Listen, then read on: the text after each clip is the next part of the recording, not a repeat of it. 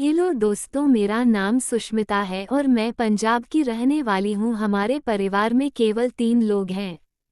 मेरे पति, मैं और मेरा 18 साल का बेटा। मेरे पति का नाम राज है और मेरे बेटे का नाम आर्यन है। मेरे पति अक्सर काम के सिलसिले में लखनऊ जाते रहते हैं और इस बार वह बहुत लंबे समय के लिए दिल्ली गए हुए थे। घर में हम दोनों माँ बेटे के अलावा कोई नहीं था। मैंने हमेशा आर्यन को न सिर्फ बेटा बल्कि एक दोस्त के रूप में देखा है।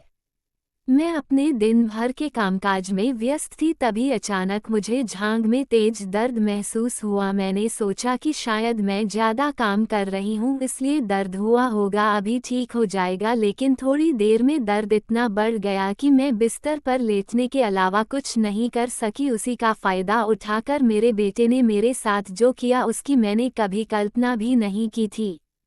मेरी पूरी कहानी मैं आप लोगों के साथ साझा करना चाहती हूँ। तो दोस्तों, मेरे बिस्तर पर लेटने के कुछ देर बाद मेरा बेटा आर्यन घर आया और उसने मुझे आवाज़ दी। जब मैं कुछ नहीं बोली तो वह मेरे रूम में आया और उसने देखा कि मैं बेड पर सो रही हूँ तो आर्यन तुरंत मेरे पास आया और कहा, मम्मी आप ठीक नहीं लग रही हैं, क्या हुआ आपको? उसकी आवाज़ में गहरी चिंता थी। मैं बोली, बेटा जांघ में अचानक से बहुत दर्द हो रहा है, क्या तुम मेरी जांघ में तेल से मालिश कर सकते हो? मैं सो रही हूँ, मुझे हल्की सी थकान महसूस हो रही है।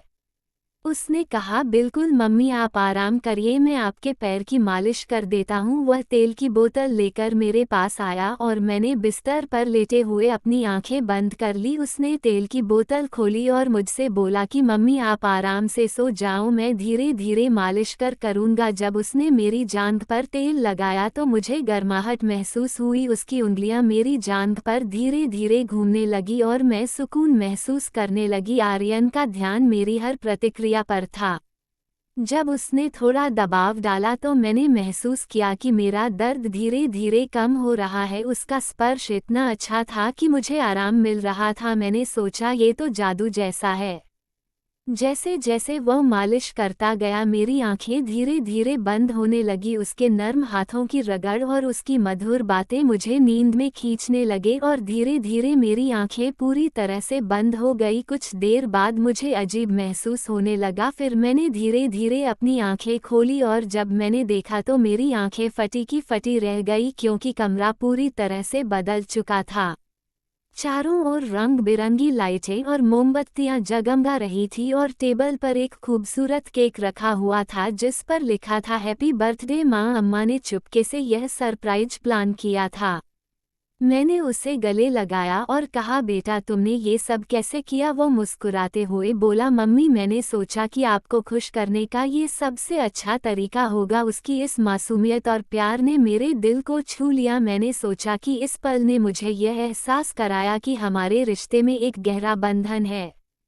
और आर्यन ने मुझे सिखाया कि जीवन के छोटे छोटे पल कितने महत्वपूर्ण होते हैं। हमने एक साथ केक काटा हुआ, यहाँ कोई काम है तो वह बोला, काम तो खाने के बाद हमने कुछ खास बात की। आर्यन ने अपनी कॉलेज के बारे में बात की और मैंने उसे अपने बचपन की बातें बताई। हम दोनों बहुत खुश हुए और पहले दरवाजा बंद कर और भी मजबूत हो गया। उसकी आंखों में जल्दी से दरवाजा बंद करके आया और बोला कि मैं तुमसे एक जोरदार क्रिकेट मैच खेलना चाहता हूँ। मैंने कहा, लेकिन भाई कैसा बेटा है जो ना केवल मेरी मदद और मैं अभी बल्कि मुझे खुश करने के लिए हर संभव कोशिश करता है वाला था। मैंने महसूस किया कि रिश्तों की गहराई को समझना और उनका सम्मान करना कितना महत्वपूर्ण रही थी।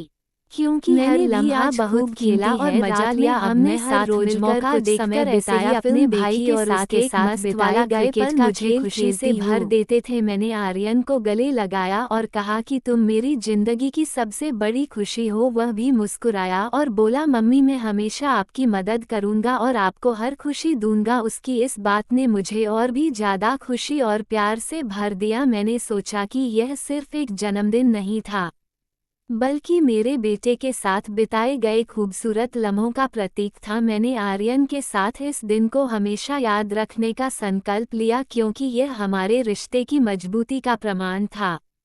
ये प्यार का एक नया अध्याय था जो हमें और भी करीब लाने वाला था। तो दोस्तों, अगर आप भी प्रियांश की तरह अपनी माँ से प्यार करते हैं